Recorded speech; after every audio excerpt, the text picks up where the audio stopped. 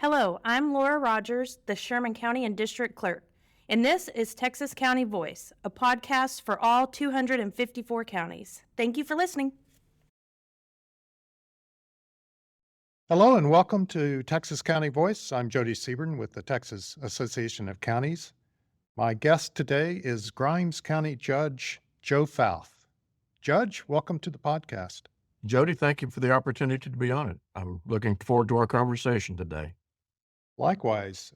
Let's begin with just introducing you to our listeners. How long have you been Grimes County Judge? I was appointed to take office back December 18th of 2017. And the reason I say appointed, my predecessor, Ben Lamont, who was the county judge at the time, towards the end of his third year in office, made the decision to run for state representative.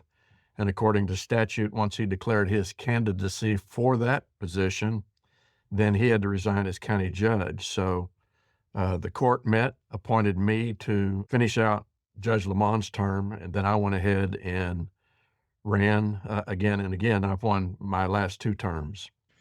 Well, I'm assuming that since you were known to the Commissioner's Court when they appointed you, that you had been around the courthouse for a while. You had made your presence known in county government.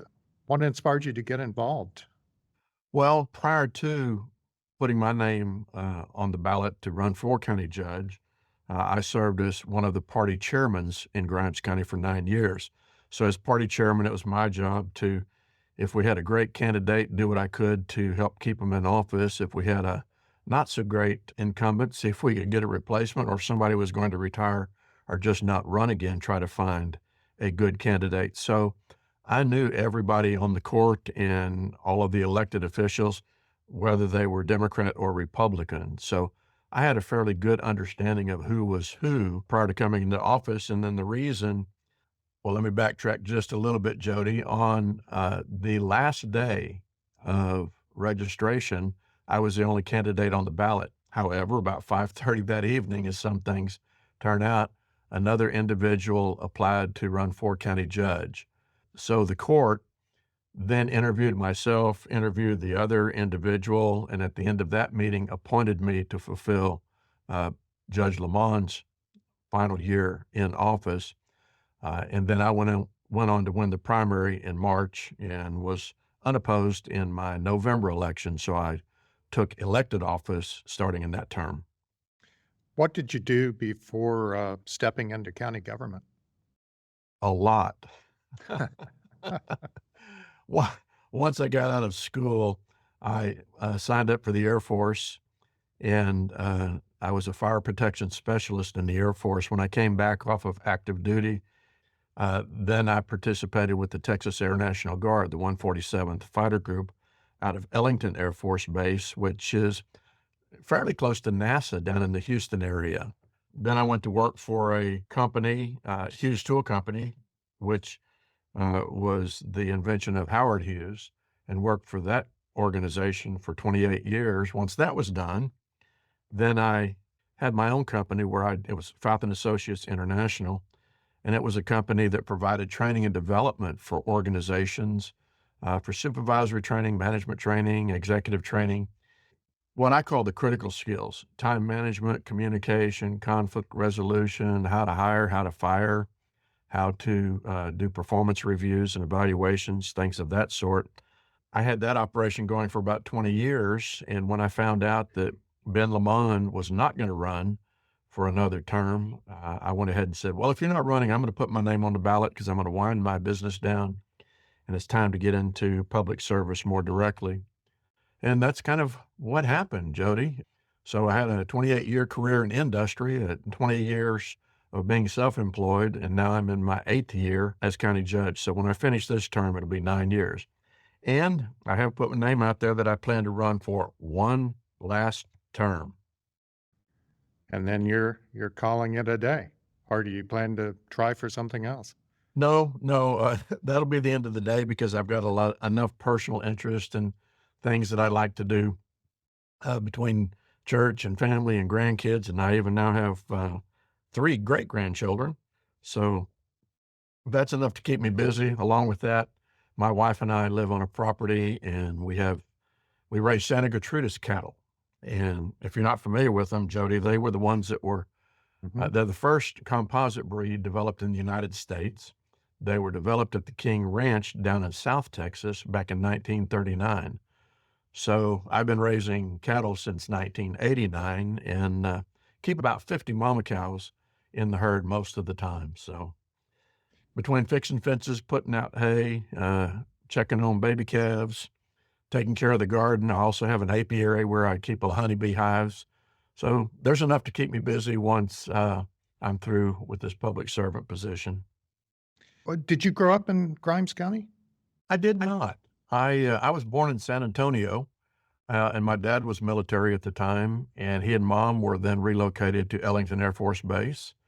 And fortunately, they took me with them when they moved. So I've been in the Houston area since I was about 7 years of age and made a gradual move up to Grimes County, lived 10 years in Montgomery County, and my wife and I have been established here since 2001. Well, you mentioned your previous experiences before becoming county judge. How did those experiences shape your approach to leadership? Well, I learned a lot when I was working in industry. I had some good bosses along the way. I had some bosses, I will say, were not so effective. And one of the things when I became a boss at Hughes Tool Company, I put together a couple of training programs for my supervisors and schedulers and even my operators to help them be more productive and efficient. And as time moved on, then I moved over and was head of human resources. At the time, we called it industrial relations at Hughes, and continued to do some training and development unofficially in the organization, if you will, Jody. But then other departments said, well, can my supervisors go through that? Can you help us? And one thing led to another. In 1987, Hughes was bought by Baker, and we became Baker Hughes. And we had a new VP that came in to HR who replaced me, and I just kind of got moved to a new position. He put me in the role of training and development for worldwide, which was quite an experience. And on the basis of that, I got to learn a lot, put together a number of programs, work with some outside consultants, and I started my own practice in 1997. And as I say, I ran that up to about 2017. All of that training helped me to do what I do today, to work on time management, better communication, strategic planning, and things of that sort. So what I taught for 20 years or 20 years plus, I now use day to day. So if I forget what I'm doing, I'll go back and look at one of my manuals and say, oh, yeah, I need to be doing this on a regular basis. Because most of my clients were related to energy companies in the oil field, it seems like I was either doing my workshops in the Houston area, Texas area, or I was doing them internationally because they found it, the clients found it more effective to send me to an international location and bring their people into that. So I do workshops in Singapore or over in Thailand, go down to South America. I trained in 7 of the South American countries. And in total, I've trained in 44 countries around the world, 6 of the 7 continents. I never had a client that would sponsor team building for penguins. Otherwise, I'd have clicked off that 7th Antarctica continent, and made all 7 of them. That's impressive. You're well-traveled. I am. What would you say was the biggest surprise that you encountered when you first took office? Or did anything surprise you? Were there surprises? Yes. Was there one big surprise? I don't know. And it's not the voting citizens' fault, but there are a lot of unknowns by citizens in regards to how county business works, how county government is run. I cannot tell you in my time in office how many people said, well, you can make that happen. You're the county judge. and the, Mm. and the truth of that, I'm not president of the company. I'm the county judge. And when it comes to commissioner's court, I'm just one of 5 votes. Now, it does take 3 to get something passed or 3 to get something denied. And one of the things that I've tried to do is to make people more aware of what commissioner court is all about, how it works, and that there's no king of the kingdom. There are a number of elected officials that have responsibilities that they need to take care of day to day. The other elected officials, when it comes to their area of responsibility, They're the ones that are in charge. Commissioner's Court, which the 4 commissioners and the county judge, we always put together the budget that they operate on, and that's really the only control that we have. Once the budget is set, then they're pretty much free to run their business according to statute. So, I've tried to be very open. I've tried to keep an open door policy, try to keep regular office hours so that when the phone does ring, I'm here to take the call, give some response, and just keep people better informed. Well, you host a radio program called Benchwork. Yeah, it's something that Kenny Graves, who's a disc jockey, and I have to tell a very sad situation. I did bench work this Monday because I would do, and what bench work was, I'd come in at 10 o'clock in the morning, and we would do a live broadcast, and I go through every agenda item of the upcoming Commissioners Court agenda because our court meets on the first and the third Wednesday at 9 o'clock.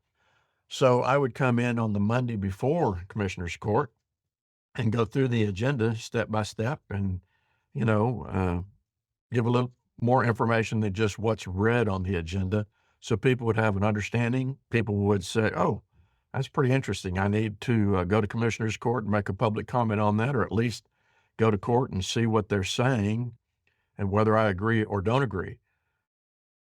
Sadly, I did the workshop this Monday, the bench work broadcast, and we got through about 10:35, 10:38.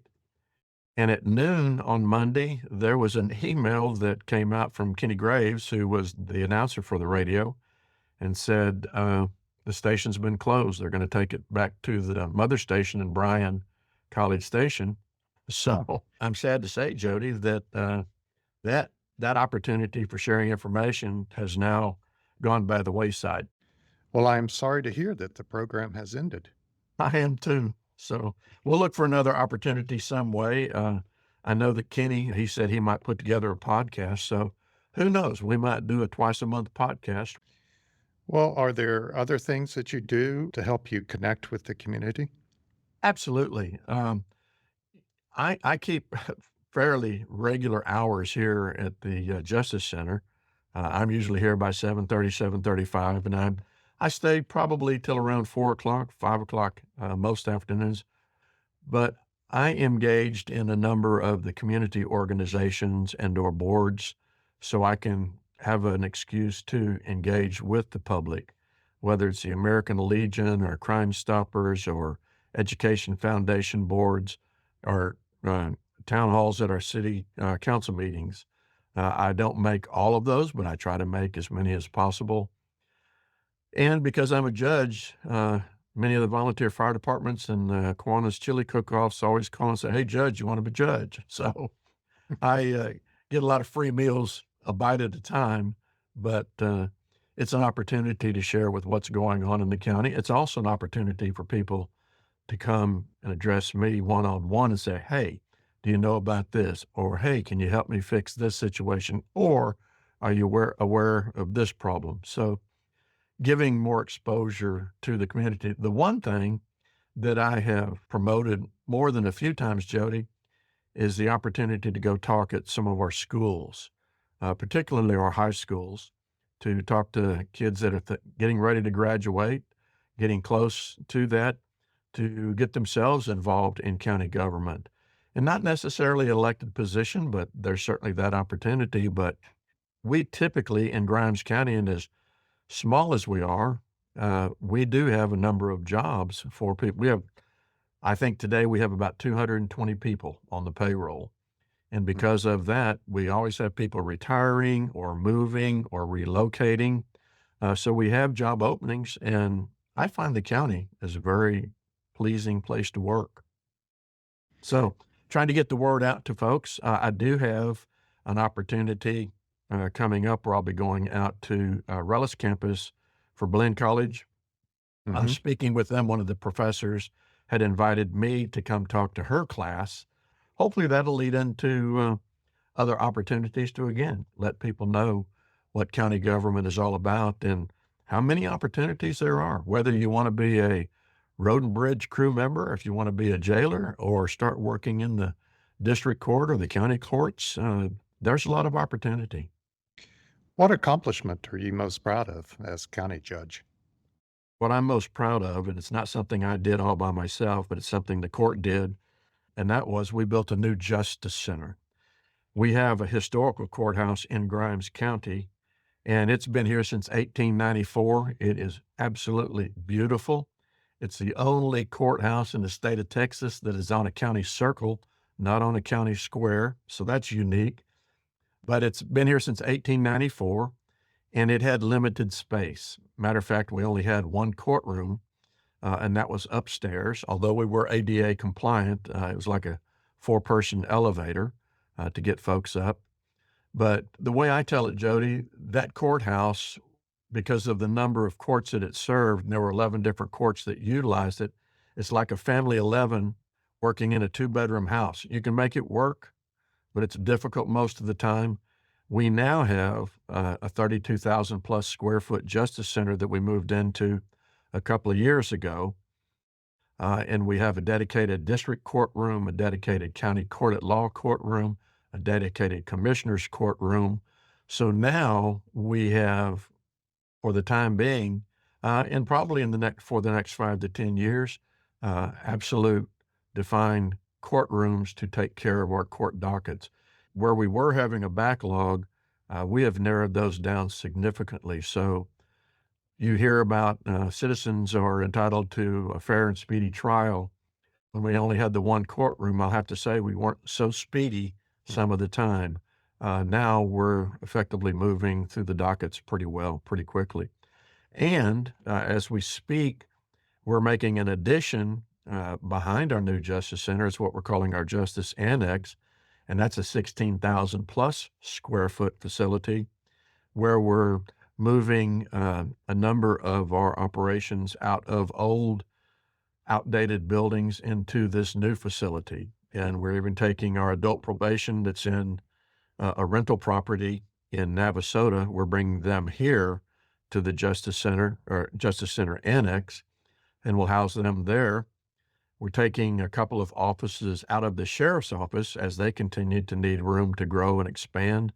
So we're taking our Justice of the Peace, JP2, out of the sheriff's office, and we're building him a new courtroom within our new annex. And as we put our plan together, we've also made it where it will accommodate one of our district judges, because we host 2 visiting district judges. They'll also have the opportunity to use that courtroom for some of their civil cases and some of their bench issues if need be. So we in Grimes County, we're 804 square miles border to border, and we're longer than we are wider. As a matter of fact, we're 47 miles from top to bottom. But as we continue to grow, we get a lot of pressure from Montgomery and Harris County, even Brazos County. We're kind of the soft spot in the middle. So we're seeing a lot of growth, and we're trying to prepare for that growth, making things better for our citizens. One of the other additions, Jody, for our new annex is we're taking our Department of Public Safety out of the sheriff's office and giving them their own dedicated area. Plus, we are adding driver's license renewal and driver's license testing facilities. Because currently in Grimes County, if you want to go test for a driver's license, you got to go to a neighboring county. If you need to get your renewal done, you can either do it online or, again, you have to go to an outside county other than Grimes to get that done. So we're planning for the growth of the future. And I guess to answer your question, what I'm most proud of is the facilities that we're building, planning ahead for the future of the citizens of Grimes. The legislature's in session, and is there an issue or two that you consider a priority for Grimes County? Well, one thing that's important, you got HB 3000, which is a bill that's talking about rural counties, ambulance services. Mhm. And when you get to a rural county, we're fortunate that we have a hospital in our county, St. Joe's Hospital. So because of that, they run our ambulance service for us. But with our growth, the expansion of ambulance needs is ever increasing.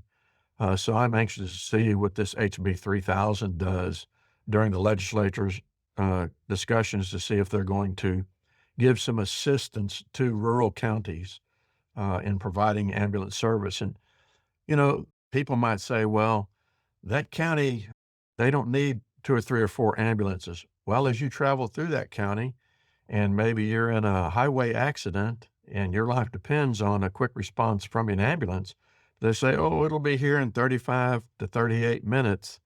There's a chance you might not make it. So having enough ambulances for the citizens in particular areas, especially again in rural counties, it's a big concern. I would also say that any legislation that comes to counties for things that we're required to do, that the funding doesn't come with us, that is always a concern. Because as I think most everybody knows, we do have a tax cap that we deal with in counties, and it's really hard to stretch the tax dollars when we have the growth, but we're limited on what we can spend without elections. Because if you hold an election on taxes, you can almost guarantee voters don't want it. And I understand that I'm a taxpayer myself, but we do need more ambulances. We do need more sheriff's deputies. We always need more dispatchers. We need to improve our roads in Grimes County. We have about 600 miles of roads and 400 of them are not paved. So it's a constant effort of keeping them roadworthy, travel-worthy to some degree. So it's not just one thing. You got to be multitasking in county government when the legislators are at work. What do you enjoy doing in your free time? Well, in the 30 to 40 minutes a week, It seriously, sounds like you're someone who has always made sure you limit your free time, stay busy. I do. And, if I didn't want to stay busy, I wouldn't run again for this position anyway. I enjoy what I do. I have a lot of fun. I don't like being called a politician. I much prefer to be called a public servant. And it goes back, Jody, when I was a kid, we were a family of six, and my dad, for the most of what I remember, he had three jobs in order to keep food on the table. And because he had three jobs, he couldn't be a little league coach, he couldn't be a scout leader, couldn't be the Sunday school teacher, and on and on and on. And I've been fortunate in my working career. I've had jobs that allow me to be a little league coach, a little league president, a Boy Scout leader, and participate in all those things with my kids. And I always think about those parents, those fathers that had jobs that allowed them to be a public servant, if you will. And since I'm kind of in that position at this point in my life and have been for the last few years, it's my payback time. So my private time is generally shared with others around me. I still like working in the garden. I still like raising bees. I still like raising cattle. Now, the rule on the ranch is if we raise it, we've got to eat it. So I'm selective in what I raise. I had somebody, do you have any horses? I said, yeah, I got 27 under the hood of my mule. Because my motto is if I'm going to raise it, I'm going to eat it. And since I'm not Argentinian, I'm not going to eat any horse or French. That's a good motto. Well, thank you, Judge Fauth. I appreciate your time. Are there any parting words that you'd like to share with us before we go? Well, I'm just going to say what I love most about Grimes County. As of today, it's still a county where you have room to breathe. We're not too big. And as I've traveled around the state with my wife here and there, I've gone through counties and I've made the comment to her, I wouldn't be judging this county. Too big, too hard to manage, too big to manage, and too many issues. I like Grimes County the way it is. As we prepare for the growth and the influx of people, I know it's going to happen. But, one of the things that I've learned in office, and I'm stealing this from Sam Houston, I keep it on my desk. He says, do what's right and suffer the consequences. So I try to do what's right. And I know at the end of the day, I'm not going to make all the people happy all of the time. There are a few I'm not going to make happy any of the time. But if I do my job as I was elected to do, I'm not going to worry about the next election. I'll just take care of business at this time. Thank you, Judge. I really appreciate it. I hope you have a great afternoon, Jody. Thank you.